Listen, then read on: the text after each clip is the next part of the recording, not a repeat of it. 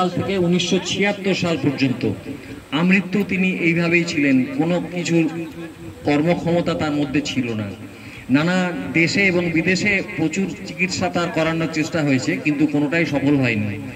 তিনি ওইভাবেই 1976 সালে তিনি মৃত্যুবরণ করেন। 1976 সালে তাকে বাংলাদেশ সরকার জাতীয় কবি হিসেবে ঘোষণা করে এবং বাংলাদেশের নাগরিকত্ব প্রদান করেন। এবং তিনি যে কয়েকটি পুরস্কার পেয়েছিলেন তার মধ্যে উল্লেখযোগ্য 1956 সালে জগৎ তারিণী, 1960 সালে তিনি পেয়েছিলেন পদ্মভূষণ, 1976 সালে বাংলাদেশ সরকার প্রথম প্রবর্তন করে 21শে পদক। সেই 21শে পদকটি কবি নজরুলকে প্রথম দেওয়া হয়। তারপরে 1977 সালে তিনি পেয়েছিলেন স্বাধীনতা পদক।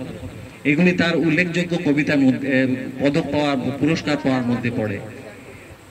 তাই আজ আমরা সেই প্রতিভাবান কবিকে, সাহিত্যিককে, প্রাবন্ধিককে শ্রদ্ধা জানাচ্ছি হসলার উদ্যোগে। আজকে আমাদের এই নজরুল সন্ধ্যার মাধ্যমে আমরা অনুষ্ঠানের প্রায় শেষে পৌঁছে গেছি। পরবর্তী